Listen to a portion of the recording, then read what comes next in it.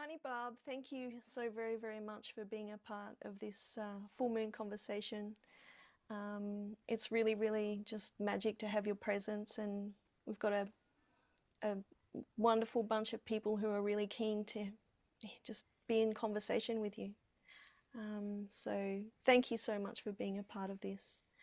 And welcome everyone. I really appreciate you joining this conversation. And so my name is Serana. White feather is my medicine name. And my work centers around ancestral alignment, and also I'm really passionate about weaving wisdom together for people, and we all individually have our own little piece of thread of wisdom that we're weaving into these times. There's a powerful word that's landing at the moment for, actually Grandmother Karen Bright. She brings through, here's, a word for the beginning of every year, and this year it was restorative for her. And the word restoration is also a word that it's been around for me for a bit too, this sense of weaving restorative wisdom. And so in our own way, we are all bringing through our own restorative wisdom, and this conversation is a big part of that, and introducing Aunty Barb's beautiful weave. I would like to acknowledge that I'm holding this conversation in my home, where I live with my husband and dogs and animals on Uluru country, and I'd also like to acknowledge the First Nations places and people from where we all are gathering together today. Yeah, these conversations really, they're a prayer for stability and strength in these times, and to let the gentle flow of conversation, be a soothing and a deepening into our heart mind. And I'm also very, very nervous, I guess. So you'll have to forgive my bumbling around. I feel such honour to have you here, Aunty Barb. And so, yeah, I pray that this conversation and conversations like it help to strengthen the field of vibrant life for ourselves, for others, and for all it is. And so, yeah, it's a great honour to welcome Aunty Barb as our special guest today. Aunty Barb was born and raised in rural Connecticut, USA, and now lives in Australia, where she serves as custodian for a legacy of ancient wisdom teachings. This work began soon after arriving in Australia in 2008 for the birth of a granddaughter, when she met and married the charismatic and legendary Indigenous cultural educator and traditional custodian of Uluru, Uncle Bob Randall.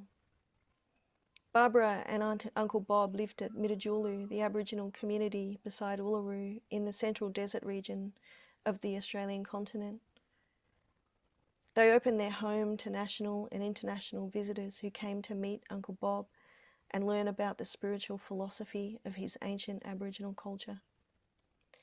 When Barbara and Uncle Bob weren't at home, they were travelling at the invitation of people all over the world who sought to understand ancient wisdom in our modern age. It was Barbara's unique upbringing that laid the foundation for her life and work for her husband from the time she was born. Barbara lived along with her 6 siblings and other 100 or so youth at the centre for the culture and health school and camp that came to be known as the Waterford County. Is that country school? Starting with 500 rural acres, the residential camp and school was founded in 1922 by her Russian Jewish refugee grandparents to provide for children with special needs. Barbara was raised there, immersed in nature, within an enormous extended family of adults and children of all heritages, ages, and levels of ability. Every day was filled with activities, celebrations, sports, swimming, music, dance, arts, caring for land and animals, and sharing and caring for each other. As a culture that embraced diversity, what was valued was all-inclusivity, equal belonging and joy and happiness.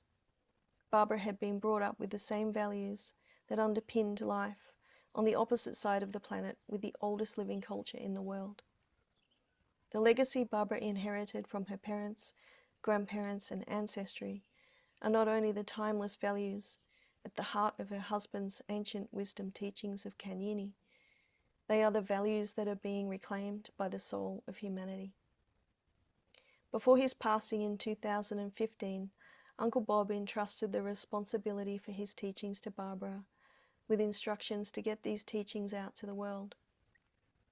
Charged with this task and her own heart and responsibility to all it is and will be, Barbara is dedicated to fulfill her husband's directive to preserve and share his legacy of Kanyini wisdom teachings with the world. So welcome, Aunty Barb. Thank you, Serana. And I was reflecting on how, what a beautiful and enormous responsibility is to be carrying those ancient teachings. And it would be lovely to touch on those a little, but I'm also really interested in the unique and beautiful wisdom that is you and all it's becoming from you. And so I invite you to begin that share, and if anybody has any questions or thoughts along the way, please feel free to join the conversation. Thank you, Aunty Barb. Well, thank you, Serana. The honor truly is mine to accept your invitation and to be here with all of you. I think I've never heard that bio. You had needed one, and somehow I managed to edit an old one that I had been asked to write.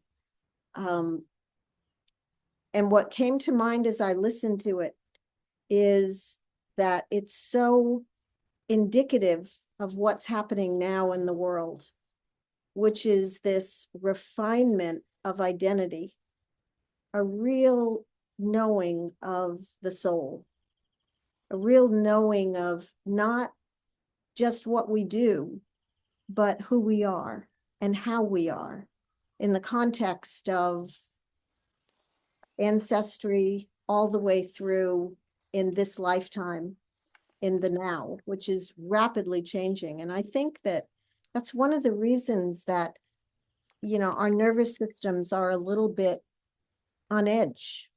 Even a small gathering like this, I can't even tell you that, as soon as I got the invitation, I just kept being bombarded with thoughts, downloads, if you will. They'd come out of nowhere in the strangest times of all that could be shared.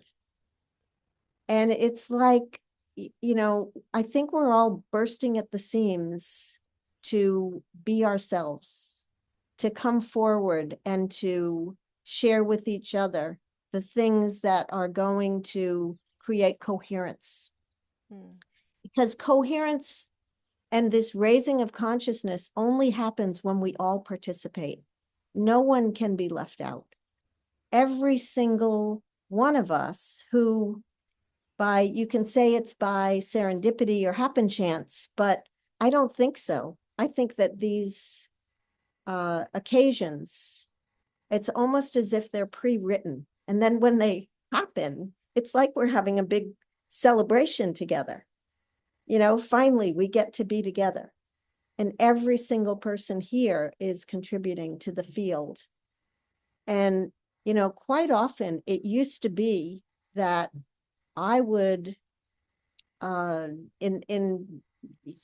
might happen the day before, it might happen the day of, but I would get an understanding of where to start. That didn't happen with this gathering. It's as if everything is happening so fast that all we can do is be in the moment together and see what comes out of the field, which is why it's so meaningful for each of you for all of us to be on equal ground and to say that, whatever is in our hearts together, there's opportunity to share. There's opportunity to speak what's on your heart. Maybe it's a question, maybe it's a contribution to the conversation, whatever it is, but this is the time to build that coherence in this circle that you've brought us together, Serana, so beautifully. Thank you. So that's where I am with this. I'm not quite sure, what is on your heart? What's up For on me? planet Earth today What's for up? each one of them? Well, for everybody, For everyone, yeah. Well, I invite anybody who has a question to ask a question of Aunty Barb and join the conversation. I'm personally, Aunty Barb, most interested in, well, a few things that your understanding of currency is really interesting to me. It brings in an expanded idea of what currency is, and so, perhaps you can give us a few insights on the true currency. So this is what happens for me. There was an email exchange in which I said something about currency. Do you think I remember it? No, I really don't. But I can tell you that I do have an unusual relationship, shall we say, with money. I don't think it's typical. I was told actually once by a psychic that I was not attached to money and that I could have a lot or I could have a little and it would not impact my happiness. What I do know is that everything is changing, including our attitude about and our relationship with currency, within the idea of economics. And that economics is actually the discerning use of resources. That's what economics is. And it's been, you could say, distorted in a world that hasn't had a common ground foundation that's based in natural law. So we've been kind of enculturated, indoctrinated in a commodified world, and all of that is falling apart right now. And so we are really having an opportunity to re-examine what the true currency is. And my sense of that is that the most valuable thing in the world now is love, the currency of the heart, which is the same as the currency of the soul. And that what's happening now is an awakening of consciousness such that we are each individually and collectively merging with our individual souls and with a collective soul in the oneness of creation. And so this new currency is what brings us together. Yeah. It's not based in an economic system that most of us have grown up in terms of the world. It's a new economy. It's the shared resources and the true resources of love, of truth, of compassion, of caring, of generosity, of sharing, of being vested in each other's well-being. And, your title for this, Serana, was something about wisdom. The I true don't. governance of love. The true governance of love. Oh, the I true just thought that governance was of love. I don't know so where good. I got the wisdom thing, but They're words that It came is, out of your mouth and they were beautiful. well, there you go. It is, it is the true currency. Yeah, it is. And governance too. It's more than currency. Absolutely. I don't think you can trade in love if you are not governed through love, Yeah. by love. You have to be governed by your own heart, not the mind. The mind of the heart and the heart of the mind, as my husband would say, which are interesting things to consider. But to me, that is the true currency. I love the weave actually, because as you were talking about, currency, and talking about love, Kanyini was everywhere. For those that don't know what Kanyini is, can you describe that? Sure. So Kanyini is a word, Pichinjajata, Yankanjata word from the desert, my husband's language, that means to care for, to keep, to hold. And even though it's a simple word, it is not a simple concept because language words carry with them the context in which they're used, they're spoken, they're shared. And the context of to care for in the traditional culture is to care for to the level, this is my husband's definition, to the level of having unconditional love for all things with responsibility from self. And so that word Kanyini has a huge scope of what it relates to. Because to care with unconditional love for all things with self-responsibility means that there are no conditions to your caring, and that caring impacts 4 areas of life or applies to 4 areas of life. And he referred to those as the 4 Kanyini principles. So I must care for everything within these 4 areas of life, which is pretty comprehensive as a human. And this caring applies to the land, Ngura, the spirit of myself and all things, Kurunpa, the family, Walcha, which means human and not human. And last but not least, because really it's first, Jukurpa. Jukurpa is your beliefs about creation, your relationship with within the umbrella of that belief system, which covers LAW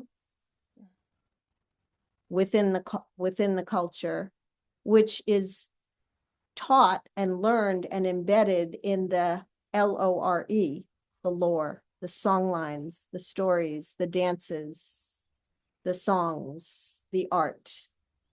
And so Jukurpa is basically the God in all things, but it has a very practical and yet mystical expression in creation.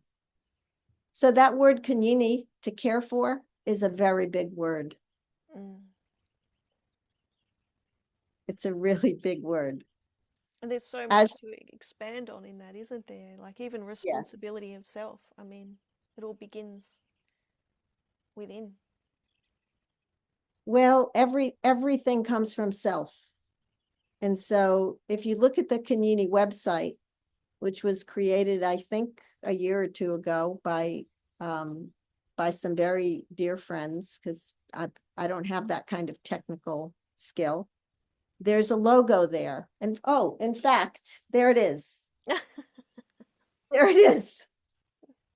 That is the Kanyini logo that my husband kind of designed. Those are his designs, the boomerangs, the message stick, and the kulamin, which represents the children. But those 4 circles each one relates to the four principles of Kenyini. So the purple one on top is Jukurpa, and that is in the direction of the east, the sunrise, because that's where everything begins. And then the green circle is Kurunpa, which relates to the heart chakra. That's the spirit. That's the spirit in all things and spirituality. The red circle is the land, Ngura, which is actually, it's not just land, it's your relationship to the mother. It's your sense of belonging, so that you are at home wherever you are, is what my husband said. I am at home wherever I am. That's Ngura. You belong, you're a child of the earth. And then the orange circle relates to family, Walcha, which is the humans as well as the trees, the plants, the air, the wind, the water, all creation. And that's the four principles, but the blue circle in the center is the self. Mm. And when this diagram is applied on the ground, it becomes a labyrinth that you walk, and you always start in the middle, because everything in life is based on our free will as individuals, the choices in every moment. So here I am. I walk to Jukurpa down that path. I don't know if you can see it. It's not, yep. You can kind of see those lines. Yep. I walk to Jukurpa down that path, contemplating, thinking, and feeling, what is my relationship with Jukurpa?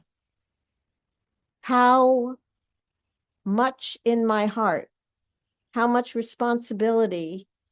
How do I apply my responsibility in caring and sharing with my belief system about creation? Do I see the God in that blade of grass? And so in this labyrinth walk, it's coming from me, going to Jukurpa, and being with myself in my own heart, feeling it, not thinking it as if it's a academic exercise, but really feeling that sacred relationship with all that is. And then I come back to self after I walk around that giant circle for my belief system about creation. I come back to self and I walk around self and I feel myself, and then I go to Kurunpa, spirit. And I feel my relationship with spirit, with the spirit of all things, as I walk around Kurunpa, and so on and so forth. And so living Kenyini, which of course, is not an easy thing, although now it seems to be, its time has come for all humanity to wake up to this. Bob said it's like living Kenyini is like walking on the edge of a razor blade. And why? Because of the conditioning that we've had about things like currency and attachment to commodities, to things, because of things that haven't been of the heart. And I don't need to go into a big long list about that. We all know, we all recognize that, we've been reeling from it. And now we have an opportunity to help each other, to strengthen. So instead of reeling from the stories and the humanness and the emotions, we have an opportunity to simply be in our hearts together and to make different choices about how we can strengthen the love and no longer contribute to the things that aren't. That's what's happening now. So it's not dissociating from the world. In fact, it's investing more deeply, but from the heart. So even punishment consequences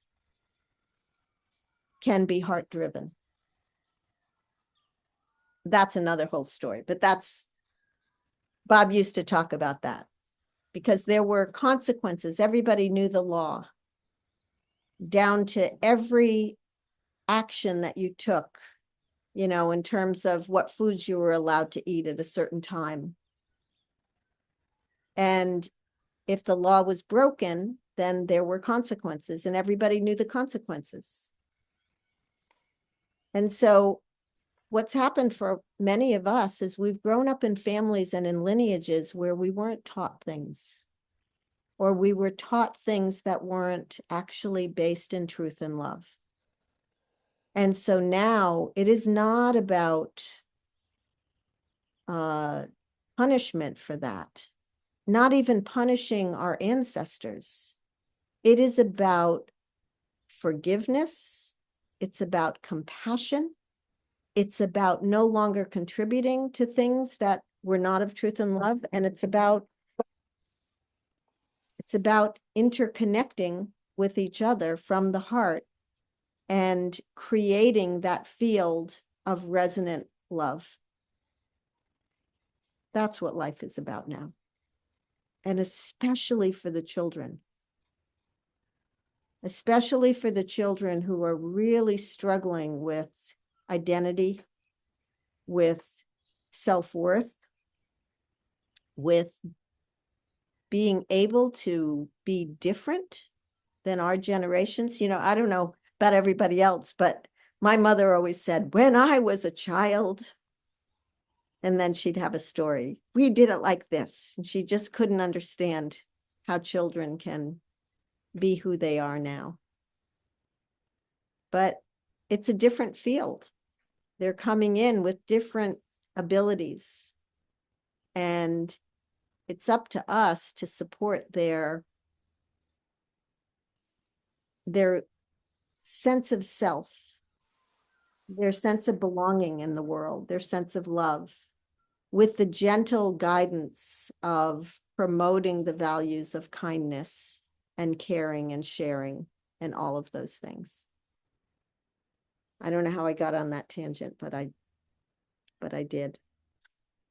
Oh, well, thank you. I'm so glad that you did. And, that really, it helps a lot because, we've been talking, Sam and I just recently about how we manage, a lot of what's happening in the world and how involved do we get in this, the stories, the big stories that are happening, and what's our responsibility towards contributing to the story. But for me, it feels more like, and I think for what you were talking to there is to no longer contribute to things that are not of truth and love. And so this is where this sort of drawing back and moving into the heart and finding peace in the heart and finding ways to weave things that are stronger and of love into life. I think it's this groundswell of participatory action and weaving together of something far deeper that is going to really strengthen the field. I think my sense of it is that it's up to every single one of us as individuals to really know our own self and what our capacity is for being present to certain things. Our capacity in the sense that we don't lose energy, but that we contribute in a good way. So what I've noticed personally, I'll just share this little story. is I've spent the last 2 years here in the States because we had a couple of deaths in the family.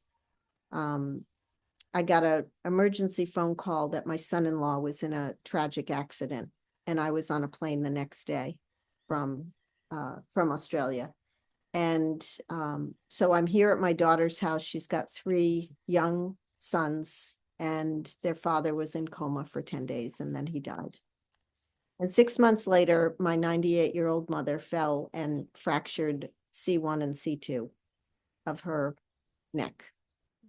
And so I became a carer for both my mother and my daughter and grandsons. And I went back and forth between the 2 houses, depending on, it was triage, who needed me most. And quite often I had to go and stay with my mother for extended periods, including in hospital stays. Because she had a few events, medical acute events, and she died in December. So I lost my train of thought. How did it start off? Oh, what happened? So during that time in my humanness, I was all over the place in terms of my work in Australia, my work for my husband, my responsibility that he left me with, which is to publish his teachings. And I reached a point where, nothing I tried to do sneaking in little bits from here actually amounted to anything. It was clear that there was no energy behind it, no spiritual energy to support it, because everything fell through, one thing after another. Not big things, but whatever they were, I was blocked. And finally, I realized that, this wasn't all up to me, that it was my mind wanting to drive these things. And I wasn't compromising my responsibilities with my family here, but it was in my heart. I had a heavy heart because I couldn't do that as well. And finally, I woke up one day and I thought, silly me, why am I fighting against something that this isn't the time? And so I very fully gave myself to what was right in front of me while I was here, fully. And I let go of any worry about publishing or, honoring my husband's wish. And when I did, something shifted in me, and I began to feel this freedom unlike I'd ever felt, not in a long, long time. It was a new level of freedom. But what I noticed with it is I noticed a new voice that was coming out. I was so present to, with, it was like my heart was so full. And my mother's situation was very difficult, TV blasting because she was hard of hearing, with MSNBC News about, this is an anti-Donald Trump, but MSNBC News blasting 24 hours a day. She had to listen to the news day and night, and I slept in a bed beside her. So I'm not saying it was easy, but my heart just opened up. And there was no resentment, no child wounds, any of that stuff that we, very quietly carry, but we carry it. And instead, I just felt my heart just fuller and fuller. But what came with it was this voice that, I used to hear that voice come out of Bob quite a bit. he was the lawman. And he could be Mr., sparkly love, but as soon as something wasn't right, he laid down the law. And, I was never that. I was always, yeah, I didn't want to not be nice. And I didn't like confrontation. But something happened as my heart got bigger, fuller, whatever you want to call it. And I was present in the now. All of a sudden, things came out of my mouth that were law. And I had no idea where they came from. They were me. They came from me. There was a part of me that now was free to be direct. I'll give you an example. This is a simple example. There was a woman from Jamaica who was my mother's carer, and she came and her job was supposed to be 24-hour care. There are laws about, she has to get 5 hours of uninterrupted sleep, blah, blah, blah. At any rate, my sister and I, my sister who's an RN, it took the three of us to take care of my mother at home and in hospital. And when the carer's time, when my mother died and the carer took a new job, she was quite disgruntled at the working conditions. And she started to compare them to taking care of my mother. And I said to her, well, Diane, this is what a 24-hour job entails. And the only reason you didn't experience that is because Eileen and I did your job for you and with you. Now, there was that was the truth. But there was a time in my life I would not have had the, I don't know what you call it, the courage to say that out loud. And I did it kindly. It was just the truth. And so both of these things, I think, are rising up in the field. And we all know the level of, the lack of transparency, shall we say, with truth that has been ongoing for way too long. And that, a lot of situations are being outed now. And it's very, very important to not join the bandwagon of anything that's not compassion. Yeah. So the other thing I noticed was I've had a fair amount of betrayals, you could say, in my attempts to honor my husband's wishes. And I'm very naive when it comes to business, and I'm very trusting. And one lawyer said to me, what were you thinking? Don't you know you need to bop, bop, bop. And so I've lost sleep over these things. It broke my heart. It broke my heart. I've lost sleep. I've had anger. I've had frustration. I've had all these things. And one day I was looking for something, and I opened a voice message, when you can record on your phone. And I heard the voice of a friend who had succumbed to temptation, and she'd been one of the betrayers, you could say. And all I felt was love. I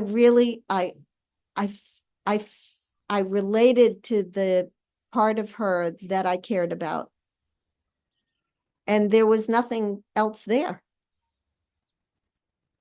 So these are the things that when we see ourselves in life, if we step back and really look at how these things are presenting differently, we'll recognize that, yes, we are relating to something is shifting in the field. And it would be very easy to be overwhelmed with the negative. But my gosh, I don't know about you, but I am seeing incredible positives. they're rising up from the ground up. They're not top down. They are you and me.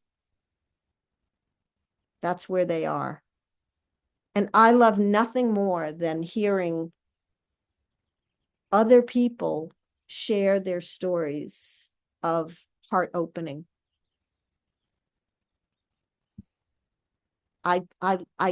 It's like, it's so exciting.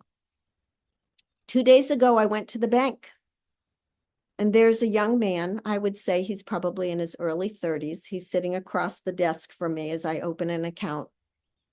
I don't even know how it happened, but he started telling me about how he had a relationship with a big old oak tree when he was a child. And that he could feel this being and he loved hanging out with this being. I mean, this guy's a banker and he's telling me about his oak tree friend. And it was the words he chose. This was real.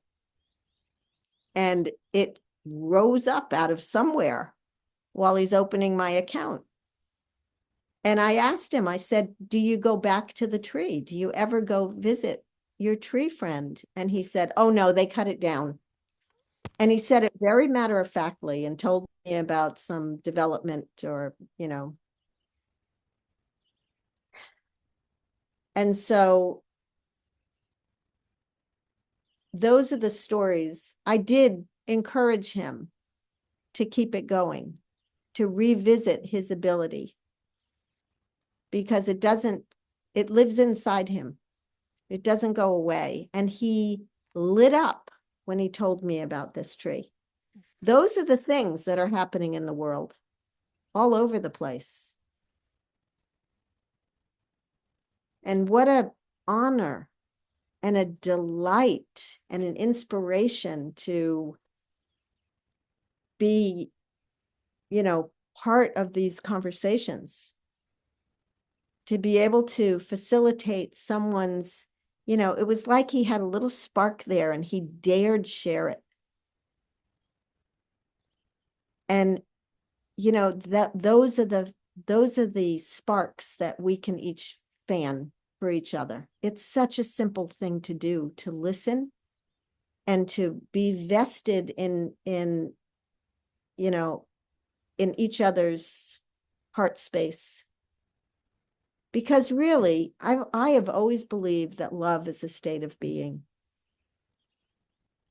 And when we are in that state of being, you can't help but it's like nourishment when you see someone's or experience someone's open heart. And what does that look like? Sharing what gives you joy,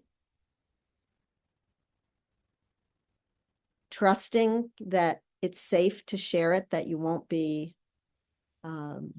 shamed or critiqued, criticized, but being celebrating each other.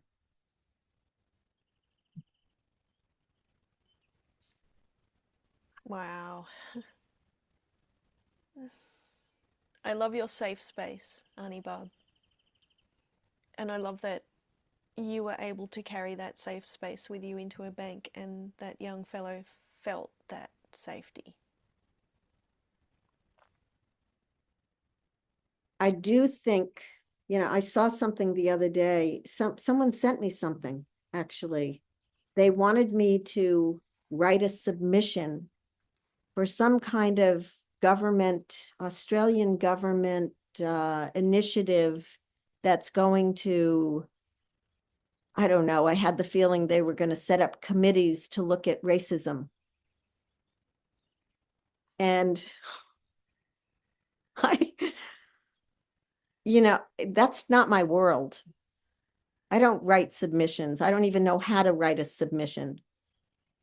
This is my world, is, to be in my world wherever I am, in this circle, that everyone has voluntarily joined.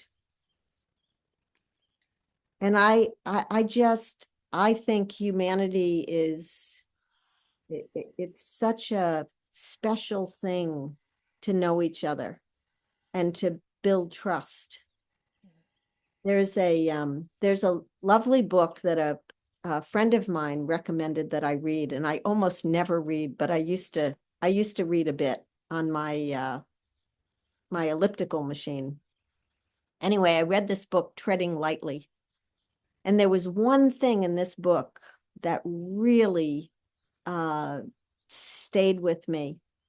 Treading Lightly was a story that he was facilitated by an anthropologist, or I think it was an anthropologist, but it was a old man, Tex Scunthorpe.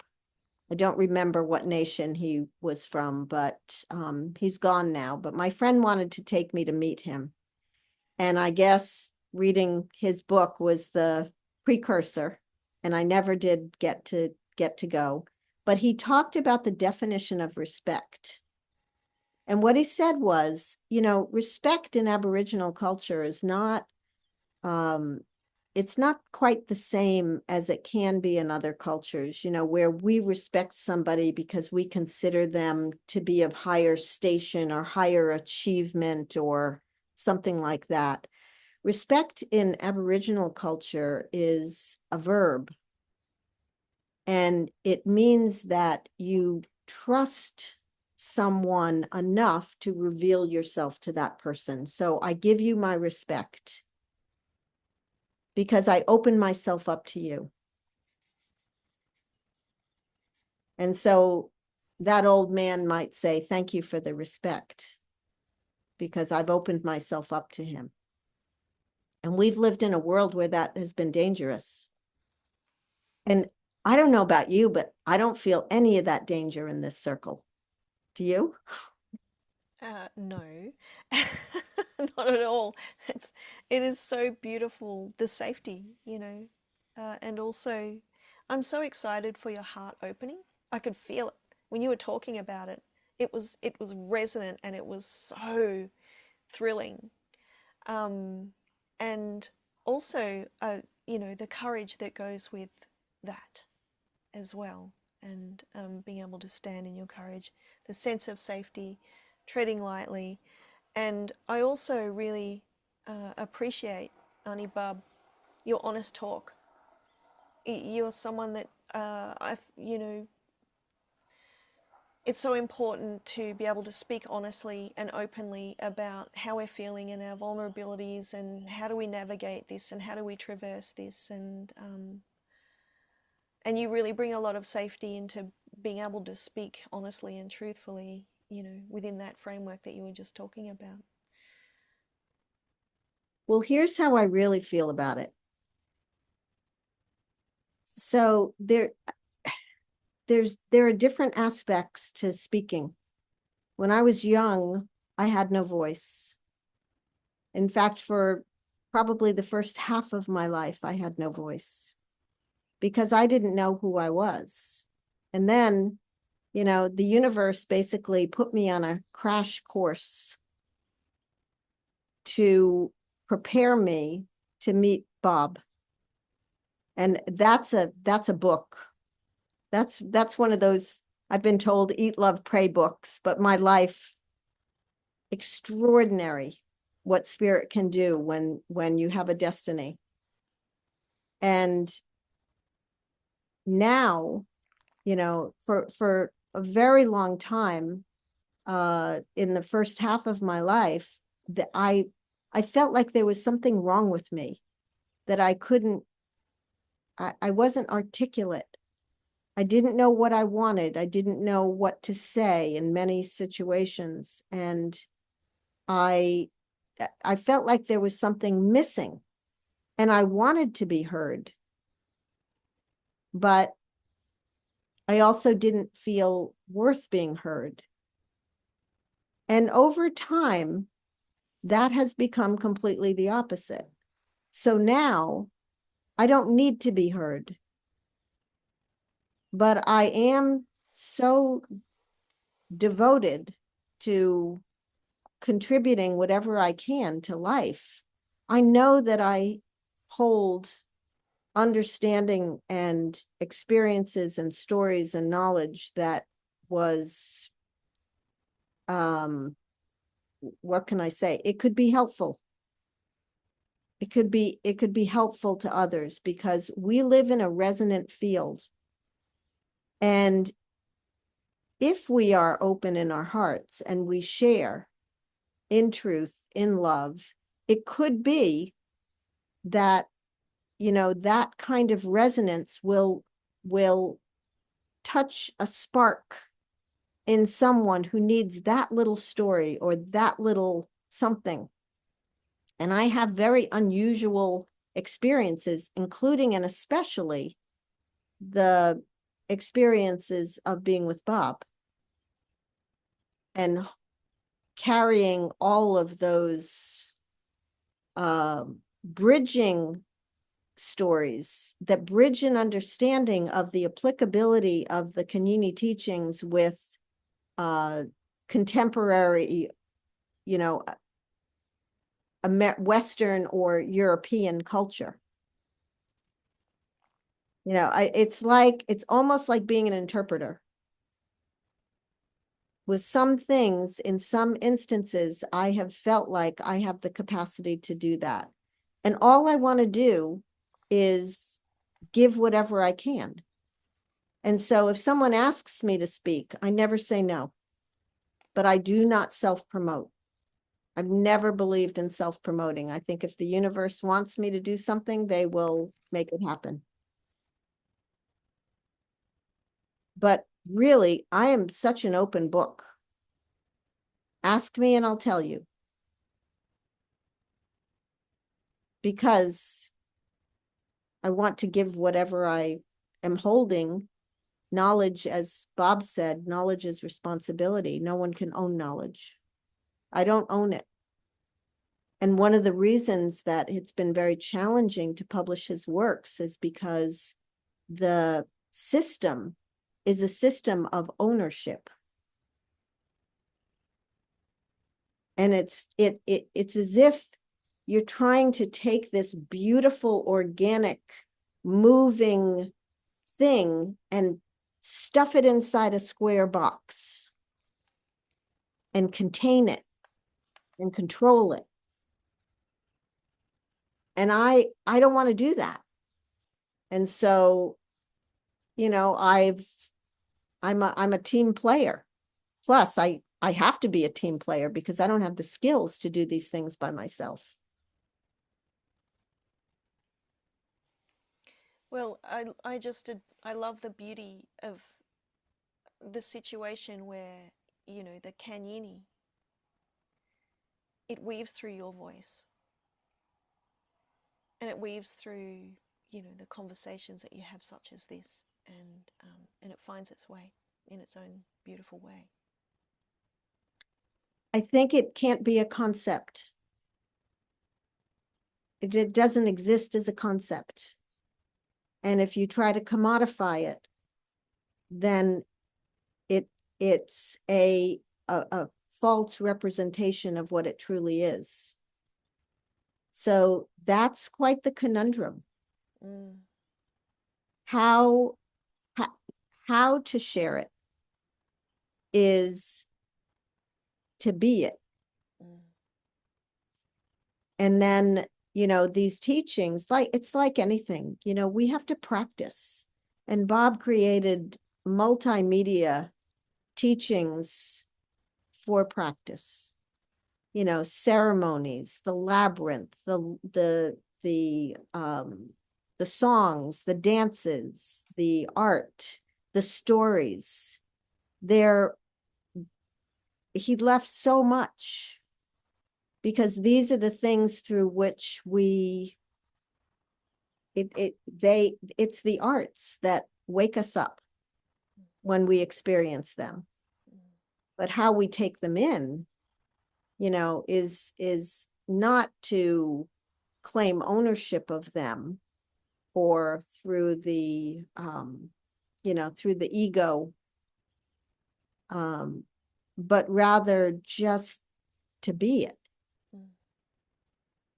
Yeah. And just let it permeate the field and share it together so that anyone and everyone can be part of it.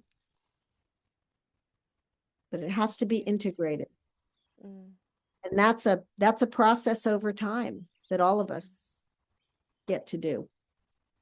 If we have access and exposure. That's right. How many people in this group, did anybody know my husband?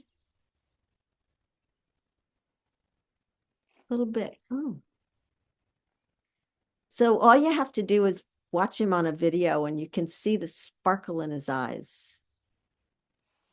He was such an extraordinary human. He had a very, very hard life. He was stolen as a child and on and on and on. And, you know, all the stories of disadvantage, Aboriginal disadvantage. But, you know, I met him, I think, at the most amazing time of his maturity because he just went deeper and deeper into his heart. There wasn't a day that went by that he didn't express his love for me. My beautiful wife, I love you so much. And it wasn't the kind of expression that we often will participate in when we come and go, love ya. It wasn't that. It was a cherishing. And, you know, that word cherish, it's an interesting word. It's as if it's a expression of the heart to cherish. Cherish doesn't, you don't cherish someone from your mind. I don't think that's possible. I don't know.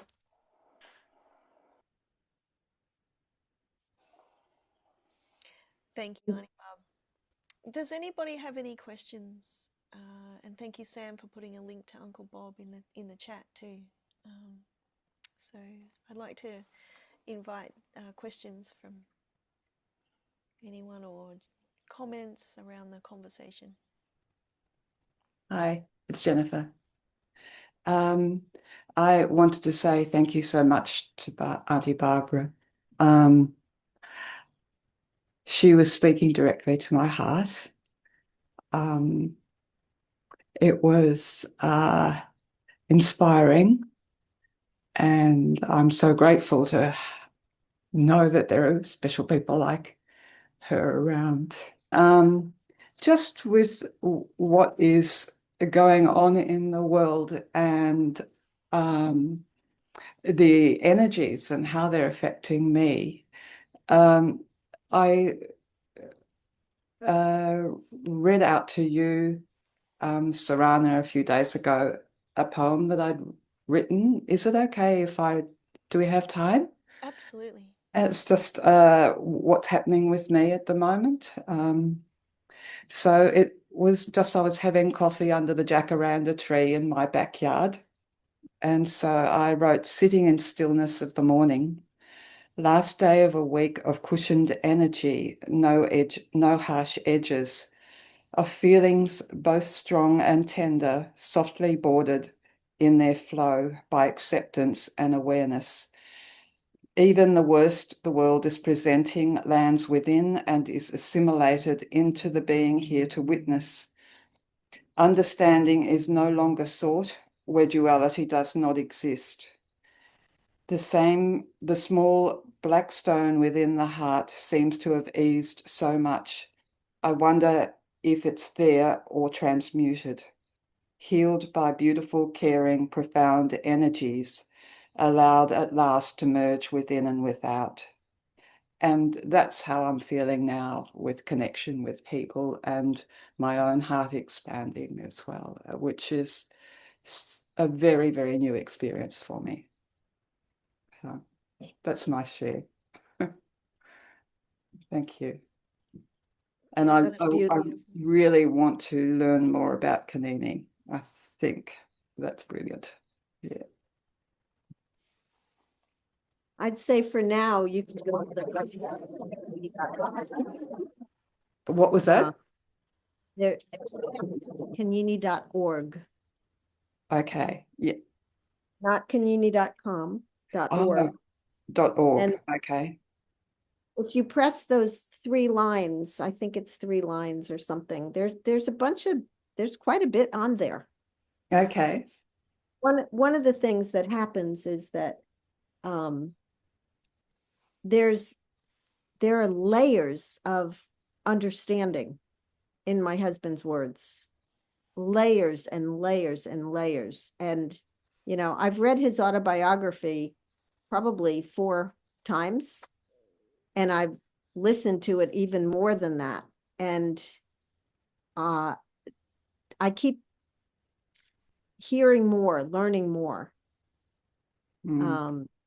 Same with the Kanini film. I think it's as if he channeled it, the Yeah. whole thing.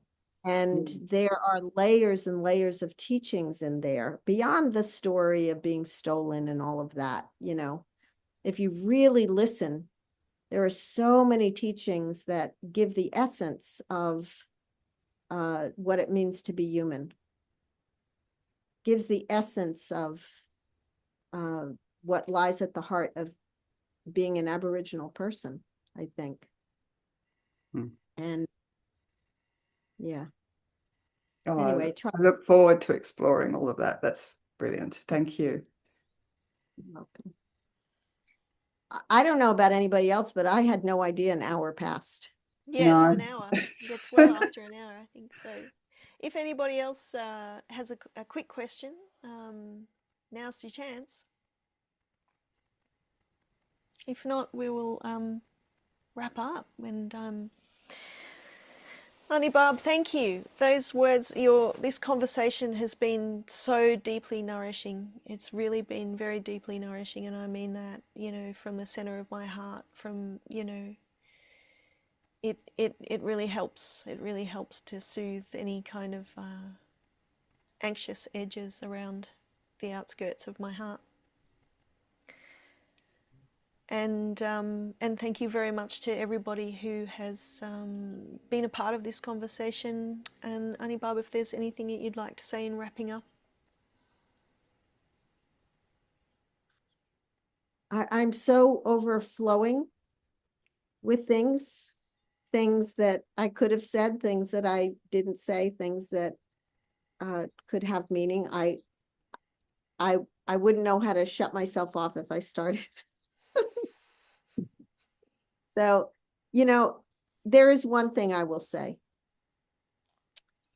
I didn't share this. So there were some personal things shared in this, because I think that's the most recent thing in my life. A big one was coming to look after my 98-year-old mother.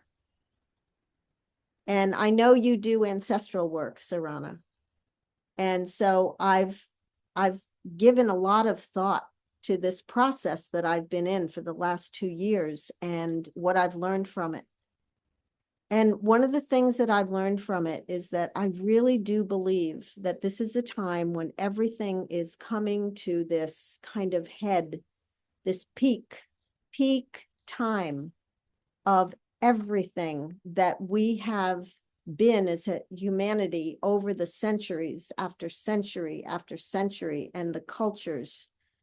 And we're at this peak time where, you know, there has to be a change, a transformation. The earth can't absorb any more of the way things have gone. And for whatever reason, the time is now to have this transformation.